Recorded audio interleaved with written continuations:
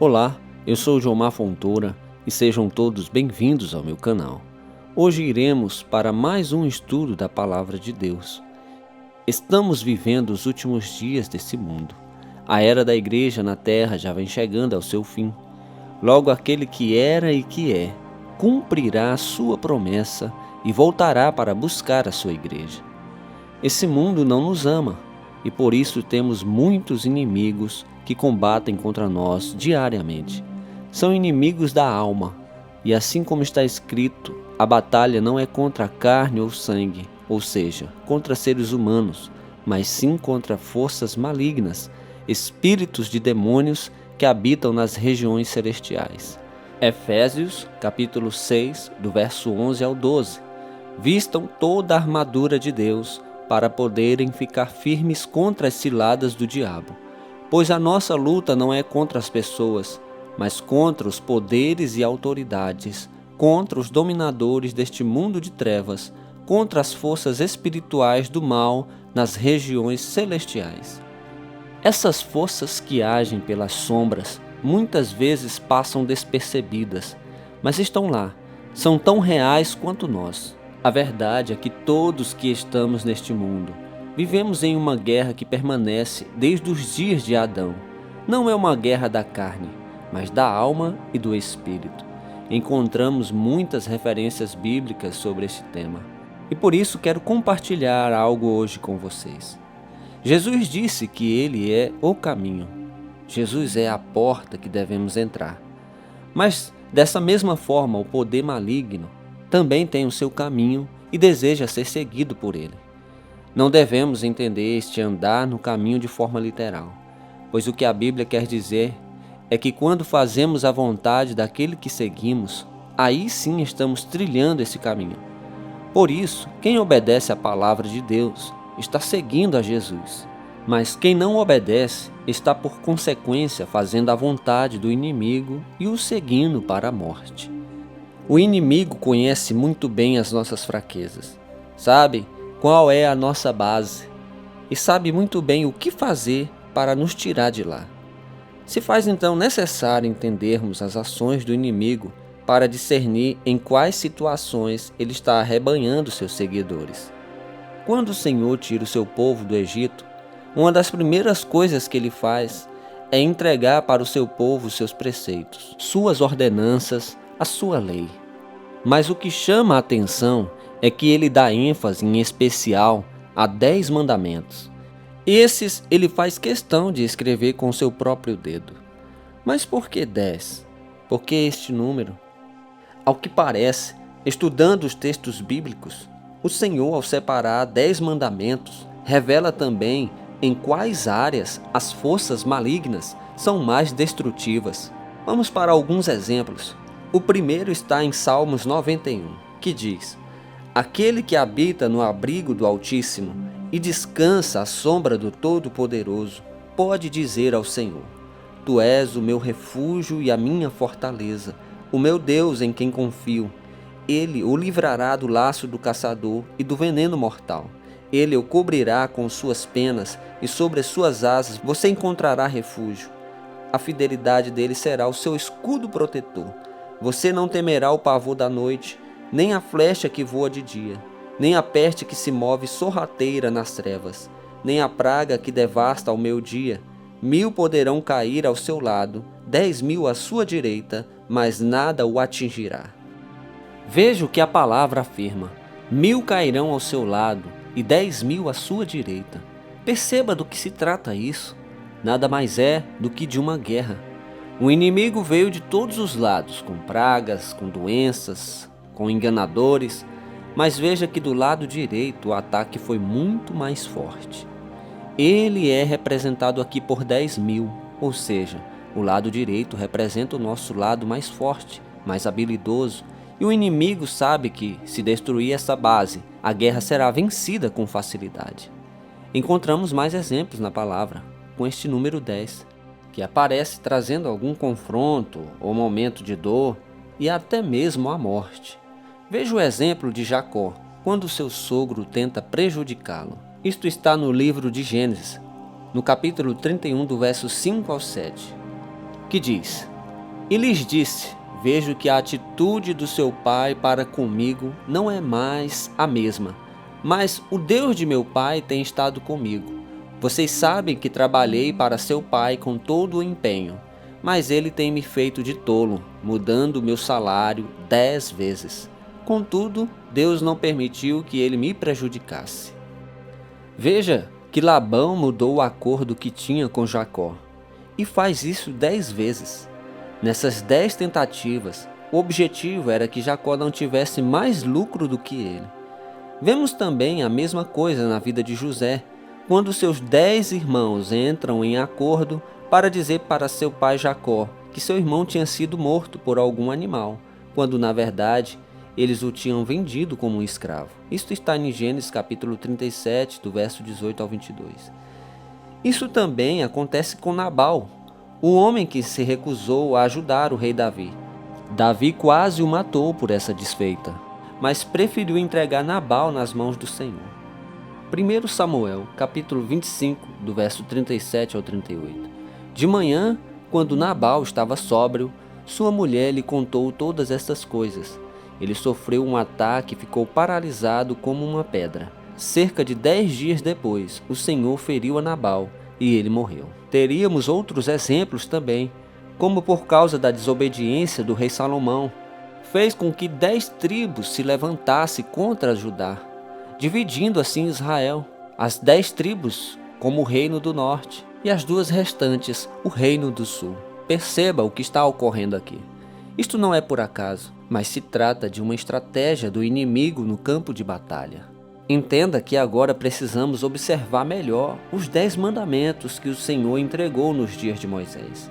Não foram entregues só como uma cerimônia, mas sim com um propósito. Certamente, em tudo o que Deus faz há um propósito. Propósito esse que precisamos de algo a mais para compreender. Precisamos da revelação do seu Espírito Santo, pois Deus não está só naquilo que vemos, mas também naquilo que não podemos ver. É nesse momento que vem a maneira de aprender como Deus vê as coisas. Não é como nós vemos, por isso precisamos dele, para que o que nós não vemos, ele nos faça enxergar. Mas o que diz então os 10 mandamentos que o Senhor entregou a Israel? Para entendermos então a estratégia do inimigo, veremos as consequências da desobediência destes mandamentos. Vamos a eles então. Os primeiros 4 mandamentos fazem referência exclusivamente para Deus. O inimigo sabe quem é a nossa rocha, a nossa fortaleza, o nosso lugar seguro. Se ele quebra este elo, se esta aliança é desfeita, esta guerra será vencida por ele, pois não teremos o nosso protetor. O primeiro mandamento: não terás outros deuses além de mim.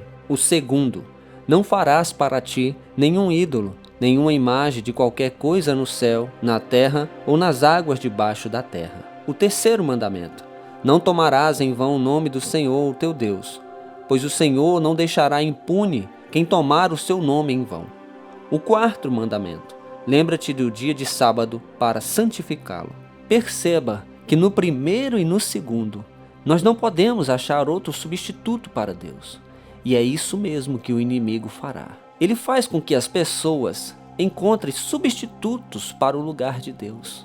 Ele faz com que as pessoas procurem um outro tipo de alicerce, um outro lugar para depositar suas esperanças, uma outra forma de fazer as suas orações, as suas preces, de forma que não seja somente direcionada a Deus. E assim o inimigo vai construindo seu caminho, arrebanhando as pessoas pelo engano. Não caiam nestas armadilhas, meus irmãos. Não há Pedro, Tiago, João ou Maria. Há somente o Senhor Deus. E ele não pode ser substituído. Então não seja enganado pelo mal. Salmo 127, versículo 1. Se não for o Senhor o construtor da casa, será inútil trabalhar na construção. Se não é o Senhor que vigia a cidade, será inútil a sentinela montar guarda. O terceiro mandamento: não tomarás em vão o nome do Senhor, o teu Deus. Veja do que se trata isso. Se trata de reverência, de respeito, de temor. É exatamente isso que o inimigo faz. Ele faz com que as pessoas percam o respeito por Deus. e se tornam então pessoas que não veem problema algum em fazer piadas com Deus, em debochar do Senhor. Meus irmãos, não há convivência sem o respeito. Como vão conviver juntos, o marido e sua esposa, se não houver o respeito? Como haverá ordem no tribunal se ninguém respeitar o juiz? Vivemos em tempo em que as pessoas perderam o respeito por tudo. Não respeitam raças, crenças, opiniões. Não respeitam doentes, pobres. Não respeitam os animais. Se aos que estão aqui diante dos seus olhos não podem respeitar, não vão temer a Deus. Não terão o cuidado de tratar o Senhor com a reverência que Ele merece. O quarto mandamento é: lembra-te do dia do sábado para santificá-lo. As mentes religiosas demais distorceram o real significado deste mandamento desde os tempos de Jesus, pois até o próprio Filho de Deus tentaram apedrejar ou acusando de profanar o sábado. Mas o que a Bíblia diz? Romanos, capítulo 14, verso 5. A quem considere um dia mais sagrado que o outro, a quem considere iguais todos os dias, cada um deve estar plenamente convicto em sua própria mente. O que realmente esse mandamento nos ensina? Será que a sermos religiosos e cerimonialistas? Creio que não. Creio e penso nesse mandamento como nosso dever de guardar um tempo para Deus. A correria e a pressa de nossos dias tem feito as pessoas viverem de maneira acelerada. Aceleramos tudo hoje em dia: o carro, a motocicleta, o vídeo, o áudio do WhatsApp. Fazemos isso pois não temos tempo. Perceba que isto é uma cilada, pois se não temos tempo para quase nada, como teremos tempo para Deus? Se não temos tempo para Deus, a nossa comunhão com Ele é desfeita e vamos sendo afastados como uma ovelha desgarrada, um alvo fácil para o predador. É um golpe muito forte do inimigo quando ele consegue tirar a pessoa, quando ele consegue convencer a pessoa que ela não tem mais tempo para as coisas de Deus, que ela não tem mais tempo para ir à igreja, que ela não tem mais tempo para orar, para buscar, para ler a Bíblia. Ele convenceu esta pessoa de que Deus não faz parte do tempo dela. E isso é uma derrota muito grande. Os mandamentos seguintes, o quinto, o sexto, o sétimo, o oitavo, o nono e o décimo, diz respeito ao caráter que devemos ter. Mas o que é o caráter de uma pessoa? Caráter é um conjunto de características e traços relativos à maneira de agir e de reagir de um indivíduo. É a aparência moral de uma pessoa, é a firmeza e coerência de atitudes. O caráter é o que define a personalidade e a índole de uma pessoa. Veja então o que diz os mandamentos. O quinto: honra teu pai e tua mãe, a fim de que tenhas vida longa na terra que o Senhor, teu Deus, te dá. O sexto: não matarás. O sétimo: não adulterarás. O oitavo: não furtarás. O nono: não darás falso testemunho contra o teu próximo. E o décimo: não cobiçarás a casa do teu próximo, não cobiçará a mulher do teu próximo, nem seus servos ou servas, nem seu boi ou jumento, nem coisa alguma que lhe pertença. Isso está em Êxodo, no capítulo 20, do verso 12 ao 17. Perceba que do quinto mandamento ao décimo, Deus resume muito bem o que é ser uma pessoa má, uma pessoa maligna, que é governada pelas forças das trevas. Ela é uma pessoa que não honra o pai e a mãe, que despreza os seus pais, que não cuida dos seus pais. É alguém disposta a tirar a vida do outro pelo ódio, pela raiva ou por pura maldade. É uma pessoa infiel, que não se importa com a traição. É uma pessoa adúltera. É alguém que rouba, que tira o que é do outro. É uma pessoa mentirosa, pois ela dá falso testemunho até de pessoas próximas. É alguém que não é confiável. É uma pessoa cobiçosa, gananciosa, governada pela inveja. Ela não é grata por aquilo que já tem. Alguém nestas condições está moralmente destruído. Veja o que as forças das trevas fazem. Ele ataca com força, como diz a palavra. O objetivo dele é roubar, matar e destruir. Ele não veio para brincar. Através dos 10 mandamentos, aprendemos com o Senhor a obedecê-lo a andar nos caminhos dele. Mas também aprendemos onde o inimigo bate mais forte, onde ele destrói a alma, e são nestas áreas. Por isso, se você tem trilhado o caminho que não é o caminho do Senhor, tome uma atitude hoje. Mude hoje mesmo de vida e seja obediente à palavra de Deus. Não viva mais no governo das trevas, viva no governo de Deus, que é justo e que é bom. Aceite Jesus como teu Senhor e Salvador. Se reconcilie com Ele e o seu caminho não será mais o de morte, mas o caminho que leva à vida eterna.